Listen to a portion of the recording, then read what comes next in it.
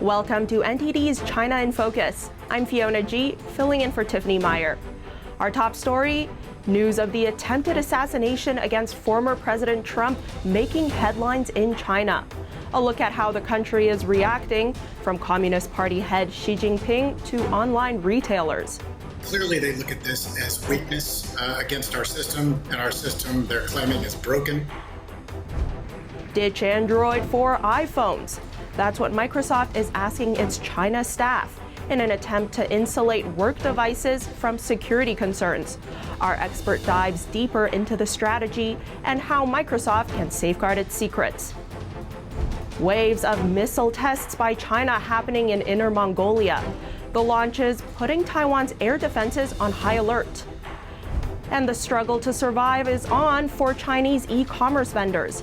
With sales growth slowing, shopping platforms are now waging fierce price wars to win over cost-conscious shoppers.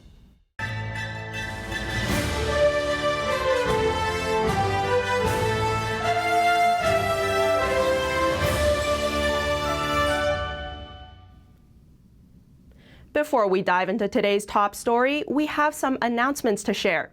This week, NTD's Steve Lance and Tiffany Meyer will bring you live special coverage of the Republican National Convention.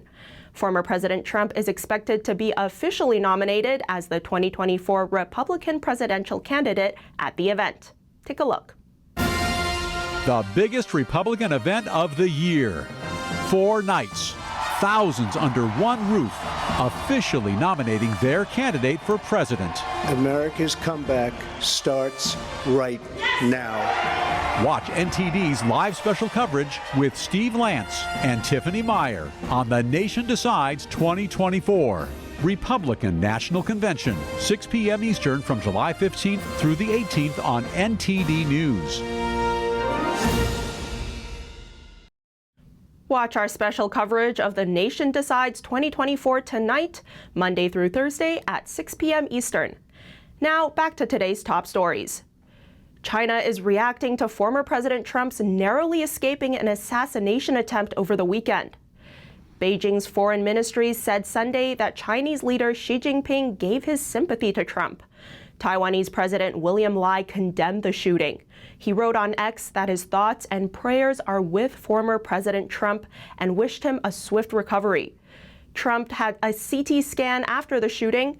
Trump was speaking at a rally in Pennsylvania Saturday evening when shots rang out.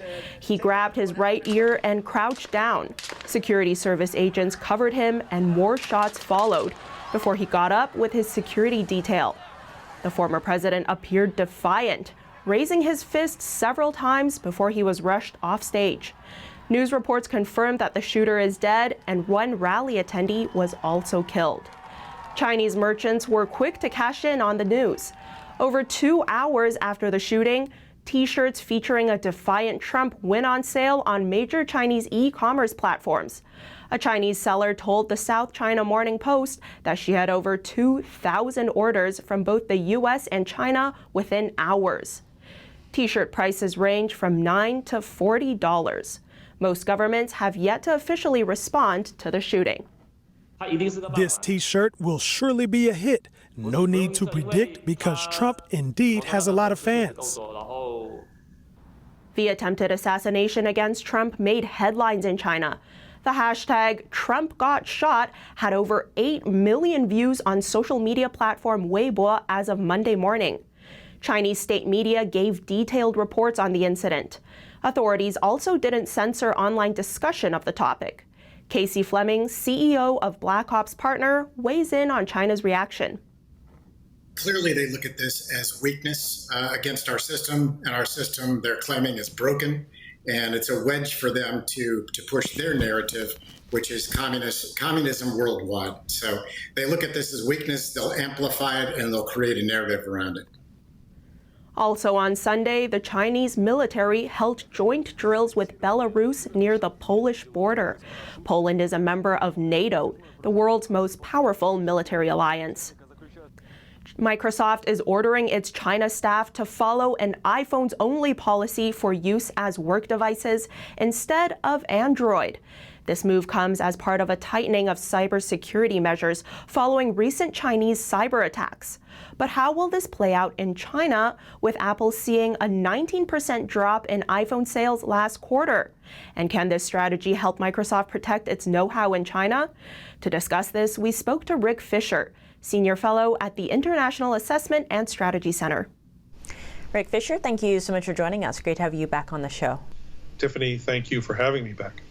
Microsoft is ordering its China staff to use iPhones for work instead of Android. That's to protect against hackers.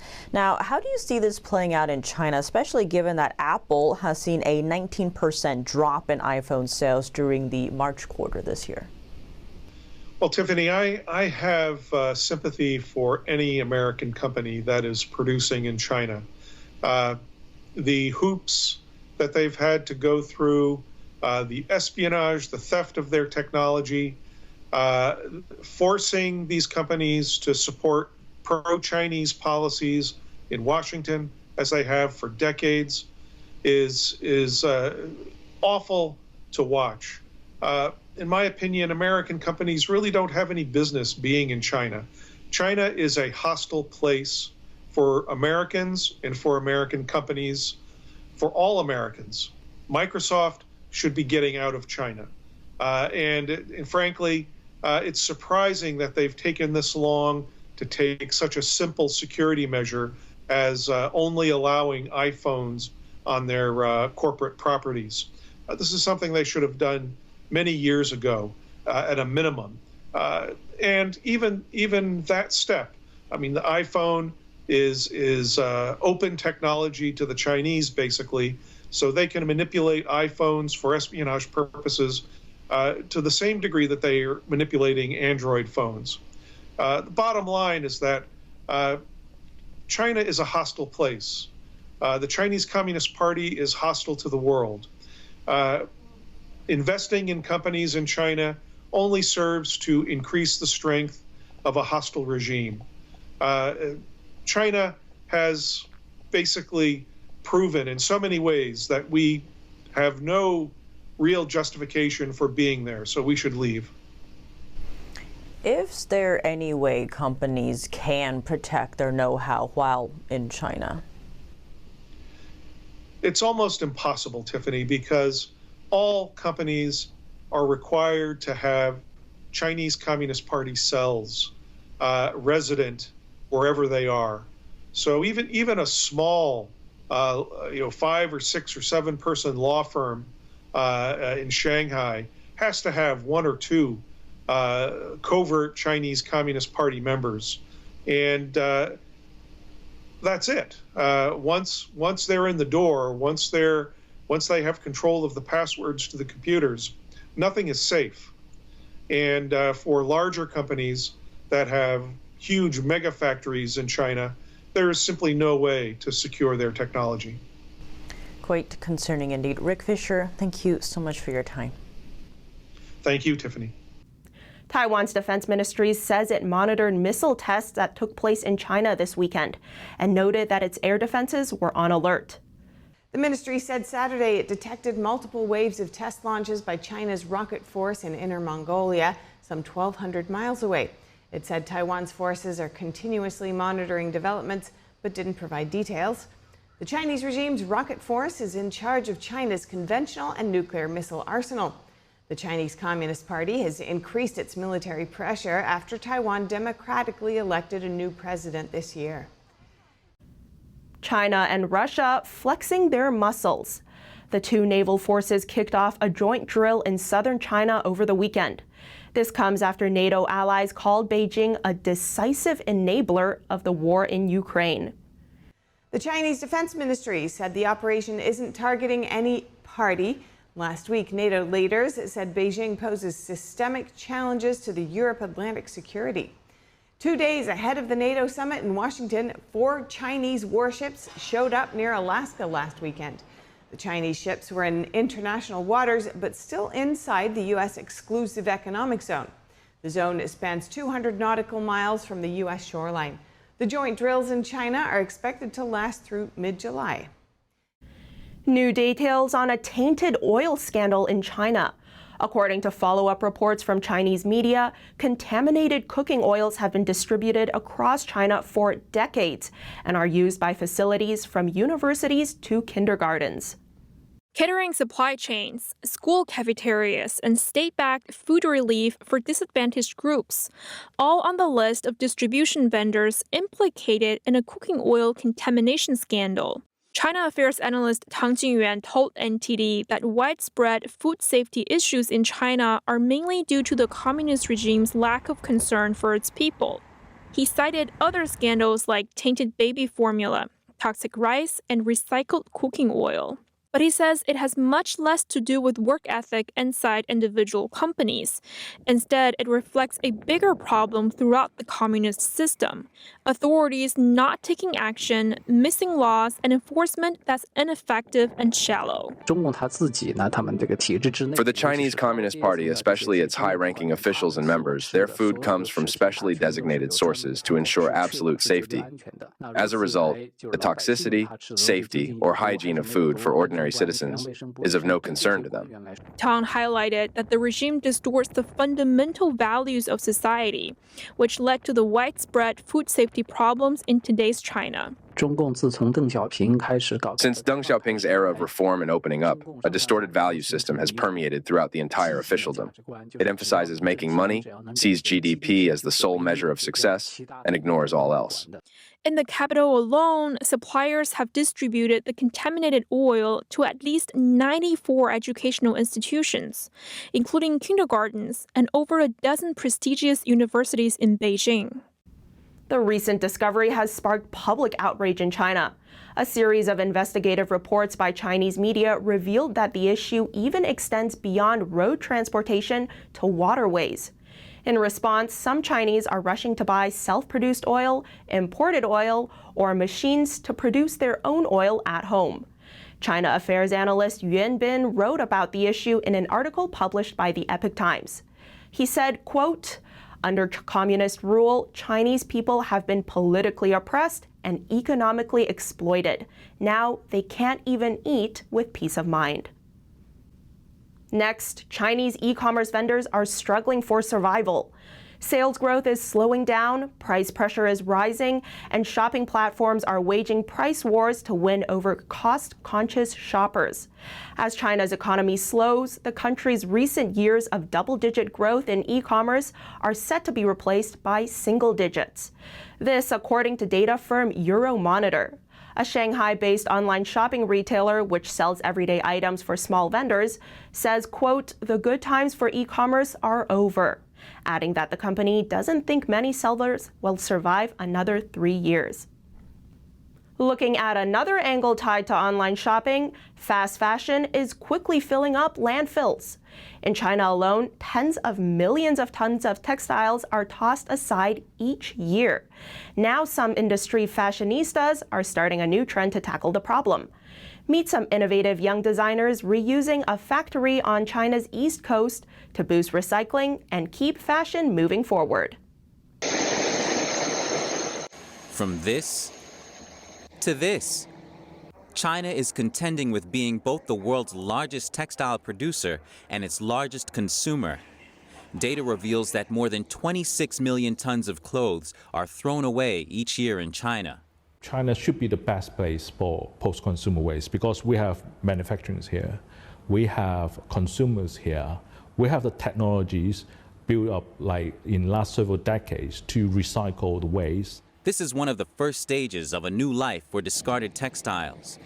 Wenzhou Tiancheng Textile Company is one of the largest cotton recycling plants in China. But it's not just the ability to recycle the material that is needed. The perception and standards have to keep up too. Used clothing is not that bad. Actually, we can really take advantage of such commodity to develop or build a new circular fashion system. It's a significant change, and surely we need more clear signals from the very top, and then of companies and fashion brands in front, to these manufacturers, and they will have kind of assurance. Okay, making investment in this area makes sense. Textile waste is an urgent global problem. According to a fashion sustainability nonprofit, only 12% of textiles are recycled worldwide. and only a mere 1% of cast-off clothing returns as new garments. For now, the challenge to change is coming from innovative and independent designers. 33-year-old designer Naval founded Times Remake in 2019. His Shanghai-based brand takes second-hand clothes and refashions them into new garments. Something very bad in our lives is consumerism. I think excessive consumerism really eats away at people's minds. But more needs to be done. Textile waste will only continue to grow until recycling clothes is in vogue. The generation born after the millennium, that the way of thinking is so different. Yeah, so that's why I see like we need some time after maybe 1 or 2 generations that recycling is something running in their veins, that it's part of the habits. That's all for today's China in Focus on YouTube. We're now sharing a shortened version of our program here after being demonetized for 3 years. If you'd like to support us, consider donating. Find us at donorbox.org/China-in-focus. Or subscribe to our partner platform, Epic TV, where you can watch our full episodes. Just click the link down below. Here's what to look out for in our second half. Germany is closing in on banning 2 of China's top telecom giants from its 5G networks. Following the lead set by the US, UK, and Australia, the country plans to impose a 2-part plan beginning in 2026. We can thus protect the central nervous system of Germany as a business location. And above all, we can also protect the communications of citizens, of companies, and the state. And a warning about a Chinese hacking group sent out by Washington and its allies. An expert talks about the biggest weakness in U.S. infrastructure when facing off with hackers and how cyberspace security could be improved. More on that in just a minute here on China in Focus. Thanks for watching China in Focus. I'm Fiona G, filling in for Tiffany Meyer. See you tomorrow.